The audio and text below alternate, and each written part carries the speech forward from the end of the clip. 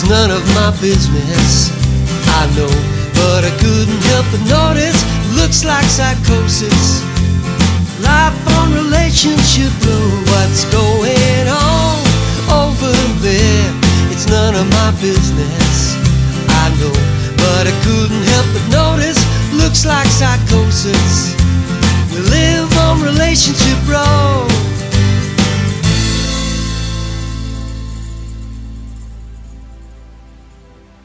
Shona in number 8 is hanging out the washing when she hears Paula come into her own back garden.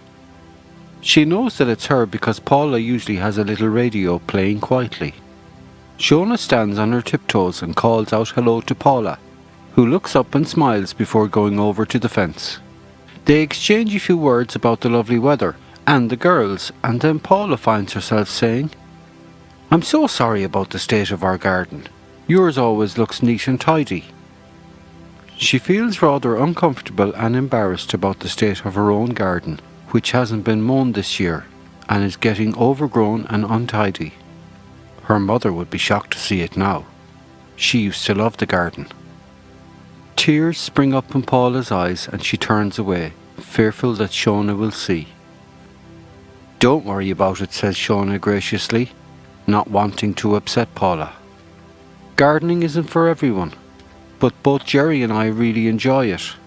It's lovely for the girls to have somewhere nice to play on days like these." Paula has been unable to hide her tears, and Shona can't help but see this. "Are you okay?" says Shona quietly, not really knowing what to say. "If you want some help to sort out the garden, I'm sure I could lend you a hand. If you wanted, that is. When we are allowed to socialise again properly." "No, it's fine, thank you," says Paula. "The garden was really my mum's, love, and I haven't really had the heart to do much with it since she passed away." "Oh, I'm so sorry, Paula. When did she die?" "It was just under a year ago now," says Paula, as a few tears run down her cheek. I'm fine, she says hurriedly, wiping them away. "I'd better get on." And then she picks up her little radio and heads back inside.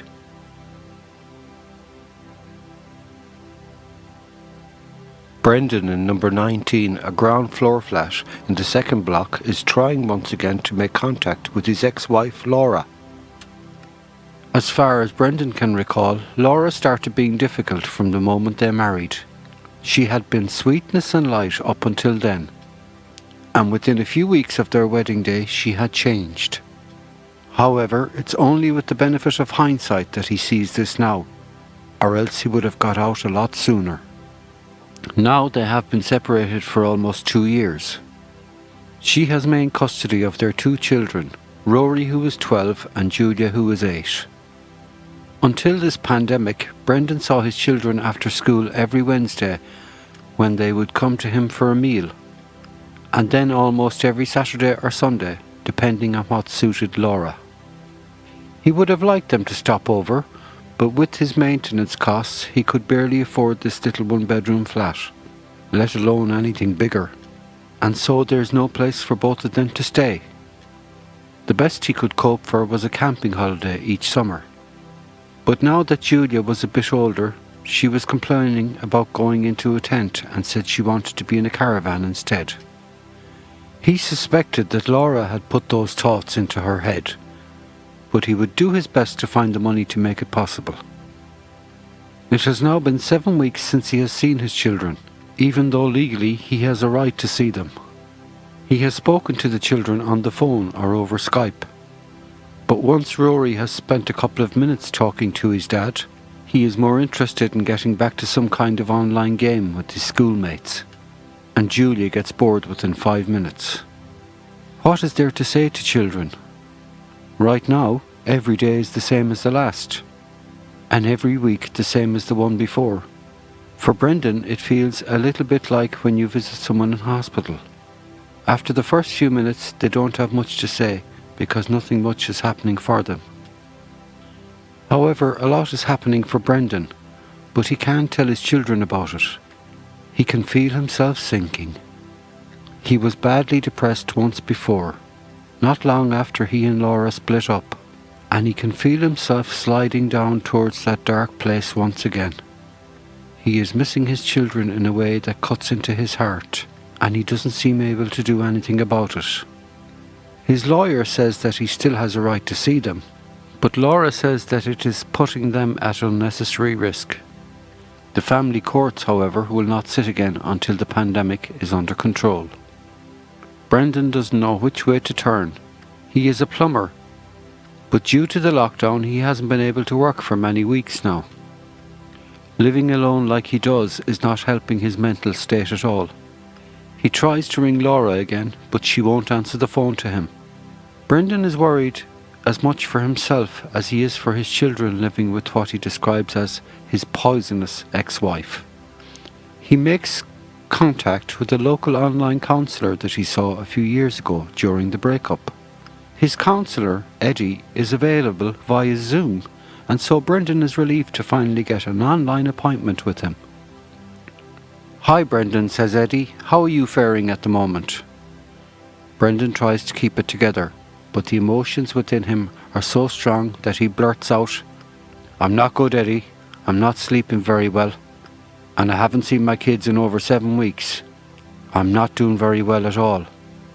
I miss the sound of the children, the smell of them, their very essence.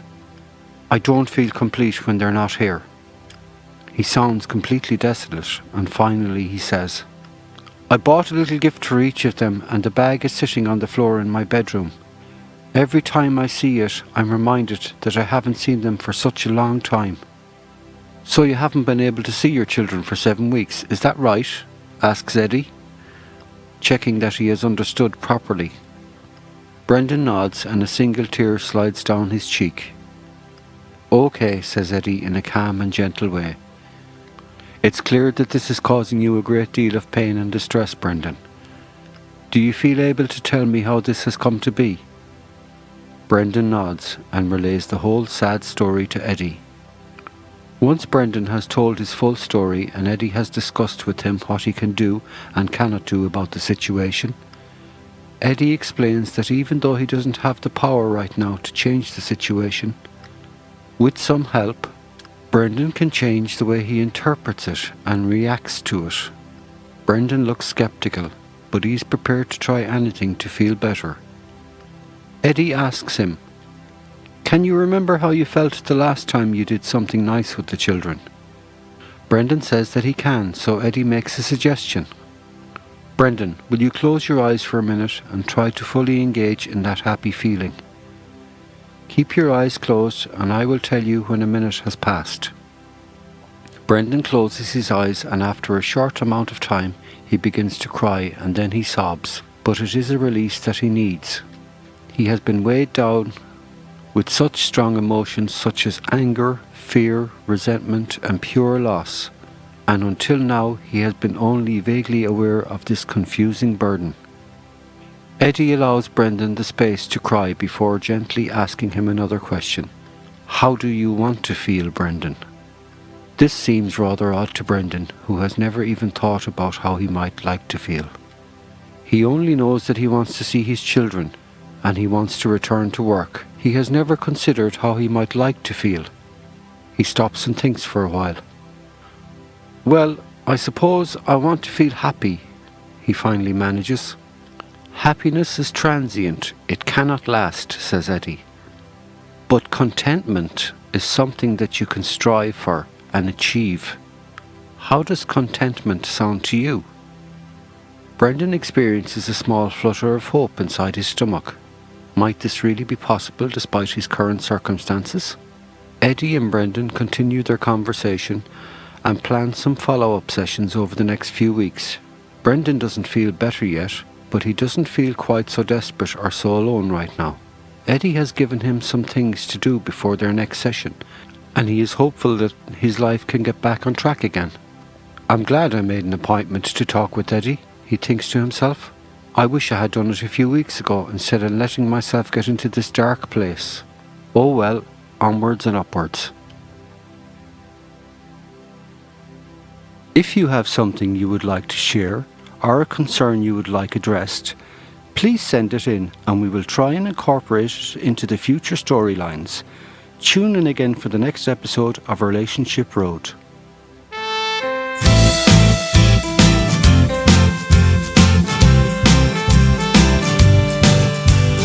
Welcome to Relationship Road, where people live just like me and you, alone or together in all kinds of weather, and most of them are scared of this flu.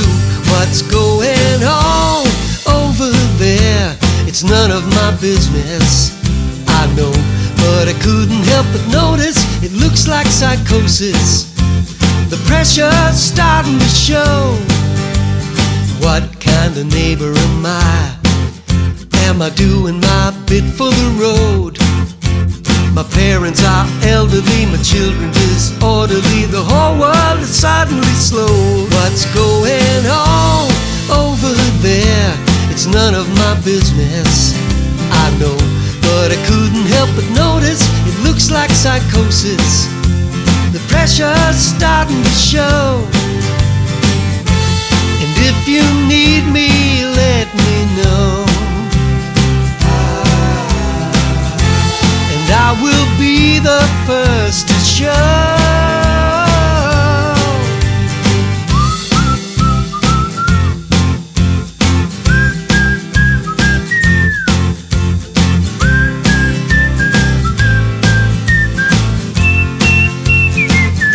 What's going on over there? It's none of my business, I know, but I couldn't help but notice it looks like psychosis. The pressure's starting to show. The future, well, nobody knows, but we'll do our best till then, I suppose.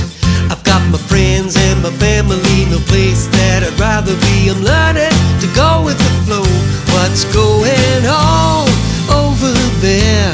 It's none of my business, I know, but I couldn't help but notice it looks like psychosis. The pressure's starting to show.